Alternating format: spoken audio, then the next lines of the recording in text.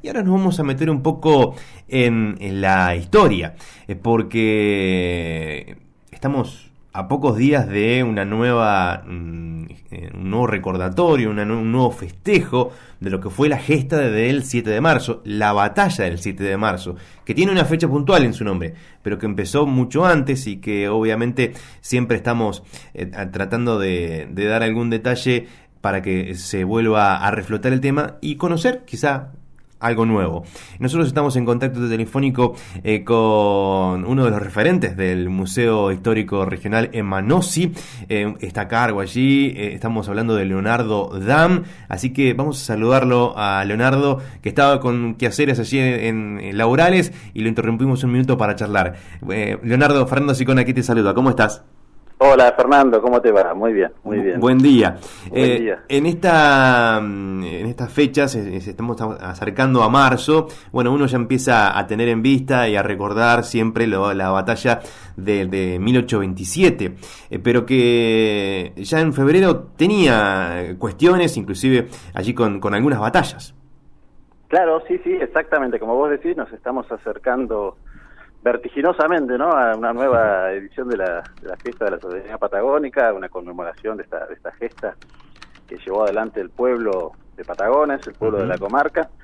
Y sí, en febrero, digamos, justamente el 28 de febrero se produce ahí un primer enfrentamiento, y esto quiero hoy destacarlo porque justamente estamos entrando en el marco de los 40 años de la Guerra de Malvinas, y en este enfrentamiento el 28 de febrero de 1827, ahí caen los primeros, podríamos decir, héroes que caen por la defensa de la soberanía en Patagonia, la soberanía argentina en la Patagonia. Así que es como un antecedente muy, muy importante ese hecho que se produce, como te digo, el 28 de febrero en ese combate de la batería. Pero ese es uno de los episodios que se produce acá en Patagonia a raíz de la guerra con el Brasil, que es una guerra que, recordemos, duró 3 años, de 1825 a 1828.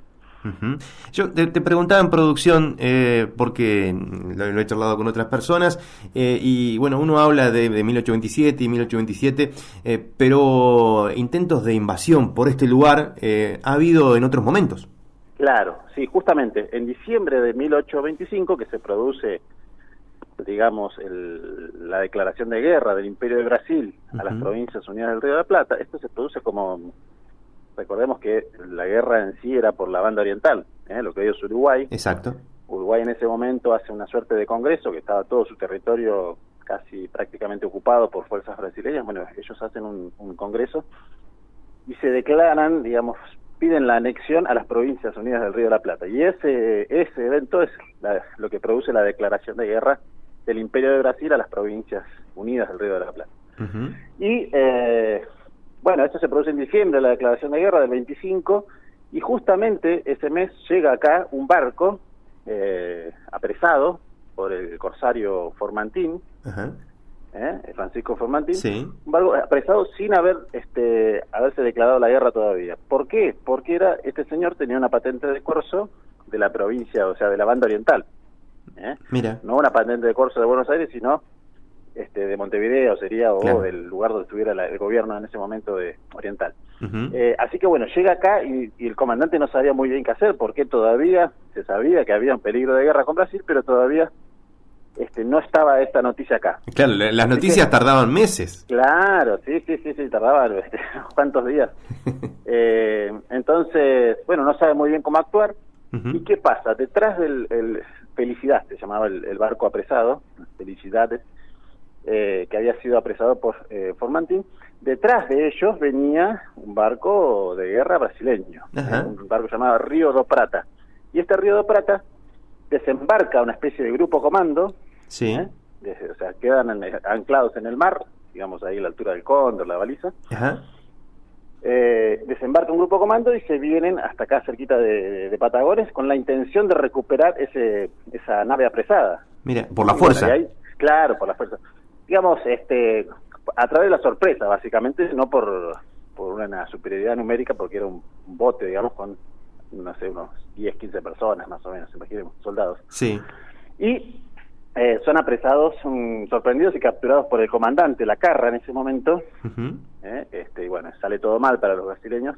Pero ¿qué hace el comandante? Como todavía no había o por lo menos acá no se tenía el conocimiento de que se hubiera declarado la guerra con el Brasil, él no quería de alguna manera justamente ser la causa de la guerra, o sea, provocar un casus belli tomando prisioneros Claro. a estos soldados. Entonces los captura y los suelta rápidamente y se van. Pero Ajá.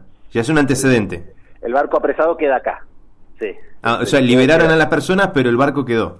Sí, sí, sí. De hecho, Buenos Aires le pide en algún momento a Lacarra que lo capture a Formantín, que era un corsario, porque, digamos, para las Provincias Unidas del Río de la Plata era un pirata, porque digamos, estaba haciendo sí, tenía la patente de corso, pero no de las provincias, de otro organismo en ese momento. Y el comandante le contesta que no tiene la fuerza necesaria para hacer eso.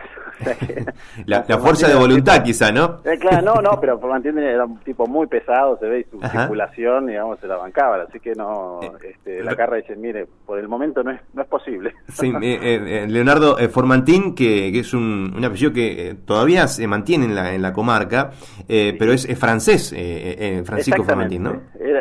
Francisco Formantín era originario de Francia.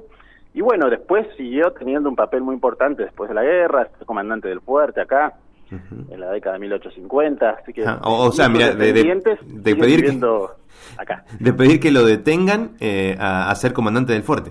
Exactamente, algunas décadas después se transforma en el comandante. Sí, sí, que bueno, y Formantín también fue parte de la gesta del 7 de marzo.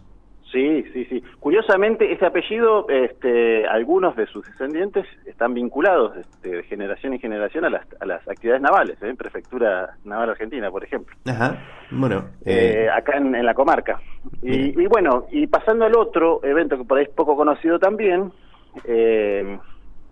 un vínculo entre este primer antecedente y el combate de 1827, sí, es que cuando vienen estas naves, estas 4 naves en el 27, venían con un supuesto conocedor, un supuesto guía, que cuando desembarcan de noche, el 6 de marzo, sí, los va a ir guiando por el monte porque conocía.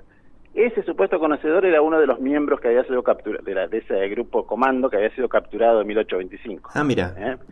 Pero bueno, no, se ve que se olvidó cómo era el terreno, se perdieron esa noche. Bueno. Pasó mucho tiempo. Sí, por supuesto. Bueno, y el otro antecedente, digamos, el otro intento de invasión poco conocido es el que se produce en el mismo 1827, en octubre. Ajá. Que ese lo lleva adelante el segundo de Sheffer, el segundo que venía en esa primera invasión de marzo, sí, que es un capitán de apellido Eyre, también de origen británico, y bueno, él, digamos, escapa después cuando los toman prisioneros y todo eso, y vuelve con sus oficiales, algunos de sus oficiales, ajá, a Montevideo, donde estaba en ese momento el almirantazgo de Brasil. Sí. Montevideo está capturada, y convence a sus superiores de que le permitan venir con una nueva invasión. Se ve que era muy bueno sí. Hablando, argumentando, chamullando ya. Sí, Eyre era el comandante de la Itaparica, ¿no? Exactamente, lo de Itaparica, sí. Bien. Pero es capturado, digamos, él estaba junto a Sheffer, y es el que cuando muere Sheffer ordena la retirada. Ajá. Y bueno, de ahí interviene el gaucho Molina, bueno, el que prende fuego el monte, sí, y después es tomado prisionero. Claro. Así que con sed de venganza en octubre. En octubre vuelve, sí, con varias naves también. Ajá. Pero hay unos sucesos que no están del todo claros. Aparentemente se presentaron en la desembocadura del Río Negro, pero el clima no les dejó entrar, entonces se vuelven hacia San Blas, sí, hacia la bahía de San Blas, y ahí había un barco, que era una fragata, era un barco de dimensiones importantes, que era el Duquesa Duponte, que había sido armado como una nave corsaria, sí, le habían cambiado el nombre, llamado el Gaviota, y bueno, cambian de objetivo de alguna manera, aparentemente, y van a intentar capturar ese buque, a la bahía de San Blas. Pero bueno, se produce una tormenta tan grande, tan terrible, que los barcos tienen la mala suerte de encallar en esos bancos que tiene San Blas a la entrada, sí, el banco del infierno. Y bueno, la verdad es que se destruyen, se escoran esos buques y se hunden. La mayoría de ellos, queda uno solo que queda ahí como bordejeando, dice el comandante cuando llega a San Blas, que ya había pasado toda la tormenta. Queda un solo buque que queda muy maltrecho. Ajá. Y bueno, y ahí con ese barquito Eire se vuelve a Montevideo y ya no tenemos más noticias de este pobre capitán, ¿no? Que ha tenido tan mala suerte. Y después ya termina la guerra, claro. Poco tiempo, ya en el 28 ya son los últimos escaramuzas y termina el conflicto. Ahí en San Blas no hubo conflicto, no hubo enfrentamiento en sí, ¿no? No, porque justamente se desplaza una pequeña columna que iba el comandante Paulino Rojas. Ya Lacarra ya había sido reemplazado. Uh-huh. Y bueno, cuando llegan se encuentran con esta situación. Los buques hundidos, varios restos de marinos y de las fuerzas brasileñas ahogados en las orillas, y este buque que estaba tratando de escapar, de salir de la bahía, ya rumbo al norte. Y esta escena también, que es bastante triste, ¿no? Bastante tétrica, la cuenta también d'Orbigny, que es un francés que estuvo acá en otro francés, sí, en 1828-29, y ahí desembarca en San Blas y cuenta que, bueno, ahí se encuentran con los restos de estos desdichados, ¿no? Que se habían ahogado en esa expedición de octubre de 1827. Claro. Leonardo, muchos nombres, sobre todo los que estaban de la parte argentina, por así decirlo, que hoy los chicos los ven en las calles, ¿no? Calle Bainon, calle Formantín, recién decías Paulino Rojas, y que no deben saber de dónde se trata. Y muchas veces lo pedagógico es muy importante, y yo lo mencionaba hace unos días en la última fiesta que se hizo del 7 de marzo, la globa de cultura, donde estaban ustedes brindando detalles, con maquetas, fue muy visitada, y la verdad que para mí funcionó muy bien. No sé cómo lo viste vos. Sí, digamos, nosotros todos los años, bueno, el año pasado obviamente no, por el tema de la pandemia, que no se hizo la fiesta, pero todos los años tratamos de renovar de alguna manera nuestra propuesta, pero dentro de esa renovación siempre hay una continuidad, y que tiene que ver con esa maqueta del Valle Inferior del Río Negro, que uh-huh, siempre nos da muy buenos resultados, porque, digamos, el público se va renovando, la gente sigue llegando y sigue interesándose por el tema, y nos viene muy bien, digamos, es un instrumento, una herramienta pedagógica inigualable para nosotros, para poder explicar qué pasó ahí, porque si no es muy difícil de entender. Lo que llama mucho la atención siempre a propios y extraños es que, dada la enorme diferencia de fuerzas, haya salido victorioso este pueblo, ¿no es cierto? Recordemos que tenía 44 soldados en el fuerte. Sí. Y en los buques vienen más de 600 hombres. Entonces, para poder explicar por qué se da todo eso, es necesario estas herramientas como la maqueta, que claro, siempre, y este año la vamos a tener presente también, siempre está ahí. Y vamos a estar ahí con la gente contándoles, explicándoles y recordando este evento, ¿no? Por supuesto, bueno, nos cansamos de repetirlo, pero qué poco reconocido a nivel nacional, ¿no? Sí, bueno, esto tiene también que ver con otras cuestiones por ahí que son más macro, uh-huh, de políticas por ahí internacional, ahora somos miembros del Mercosur, digamos, claro, que por ahí a nivel nacional no conviene mucho. Es una historia de película. De hecho, hubo una película y se perdió esa película. Sí, hubo una película, sí.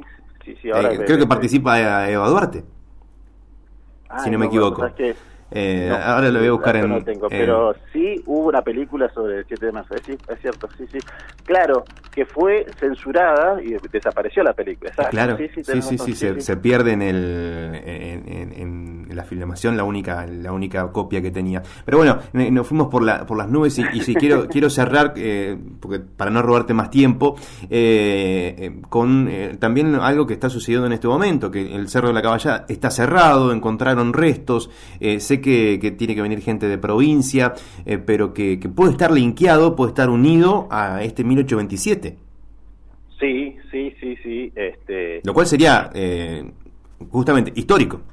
Un encuentro. Sí, digamos, esta cuestión de desaparición de estos restos va a modificar desde ya ese lugar, que ya es un lugar simbólico muy importante para nosotros, es un lugar donde se objetiva nuestras cuestiones identitarias, ¿no es cierto? Porque bueno, es el cerro, tiene que hablar de nuestra historia, de nuestro pasado, del combate.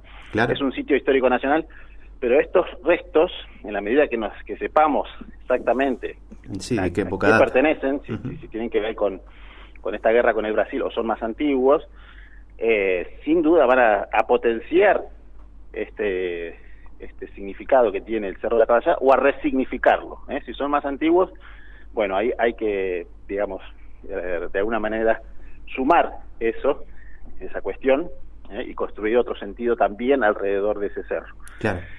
Así que bueno, es una cuestión muy muy importante, y bueno, y se están dando los pasos.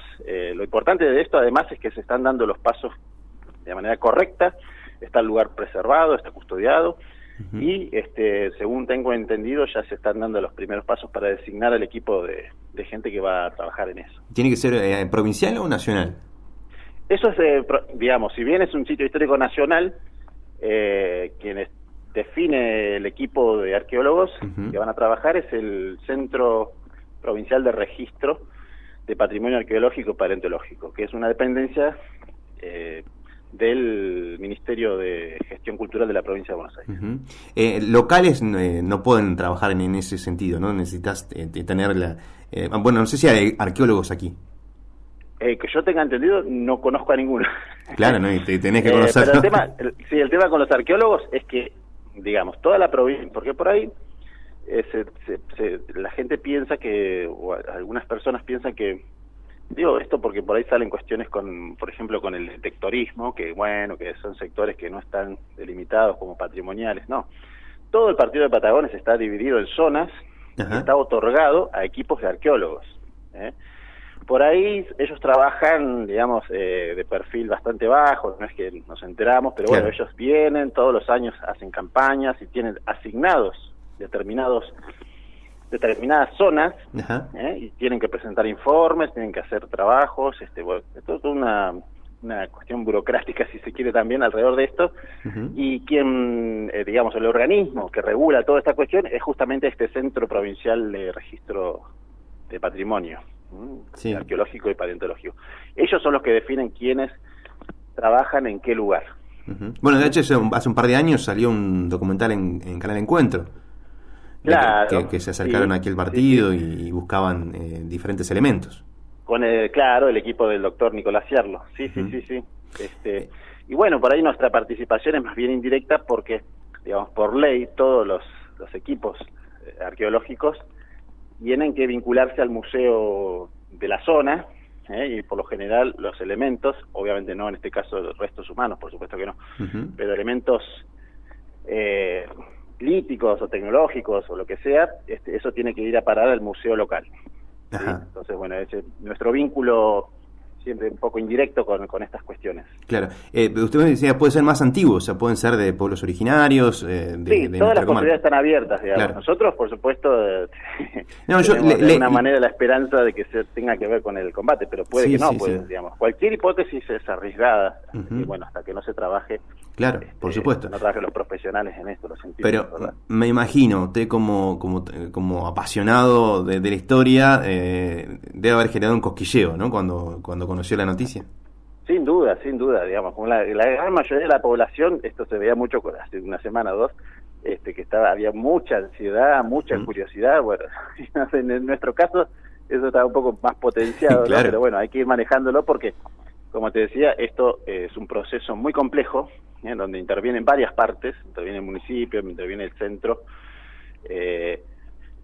los arqueólogos, tal vez intervenga la Comisión Nacional porque es un sitio histórico nacional, claro. Y hay otras patas en esta cuestión que tienen que reunirse, trabajar y bueno, definir una agenda de trabajo, ¿no? Claro, yo estuve en el lugar y me preguntaba, ¿no? El monolito que está allí está muy cerca, escasos metros donde encontraron los restos, o sea, fue de casualidad que no se haya encontrado antes. Ese monolito data de 1927, ¿no? Claro, se hizo para el centenario, sí. Ya en 1910 se estableció ahí una especie de piedra fundamental donde está instalado el monolito, Uh-huh. y después para el 27, bueno, se hizo el monolito completo para el centenario. Sí, ya habría que armar una comisión para 2027, ¿no? Sin duda, los discursos siempre al intendente, un poco en broma y un poco en serio, que hay 200 que años. de los 200 años, ¿qué se va a hacer, no? Pues vamos a tener que hacer vamos a tener la casa por la ventana de alguna manera. Claro, por supuesto. Leonardo, muchísimas gracias por estos minutos, una charla que la verdad que enriquece con cosas que no conocemos y a mí por lo menos me apasiona, sé que hay gente que también le gusta conocer este tipo de cuestiones y está buenísimo y seguramente mantendremos el contacto. Bueno, con mucho gusto, Fernando. Un abrazo grande y saludo para toda tu audiencia. Adiós. Allí pasaba Leonardo Dan, es quien está a cargo del Museo Emanossi, charlando de la fiesta del 7 de marzo, no, de la gesta del 7 de marzo, de todo lo que sucede a su alrededor, de que ya en febrero hubo algunos combates, pero nos fuimos un poquito para atrás, porque hubo una primera, por así, intento de incursión en 1825, posterior también, que quisieron volver en octubre de 1827 y no es tan conocido. Terminamos hablando de estos restos que se han encontrado en el Cerro de la Caballada y que todavía no se sabe de qué data tiene esos restos encontrados. Pueden ser de 1827, pueden no ser, pero bueno, ante la posibilidad abierta, la expectativa está y genera allí una incertidumbre de que pueda ser un hallazgo histórico. Seguramente seguiremos hablando también de estas cuestiones mes tras mes.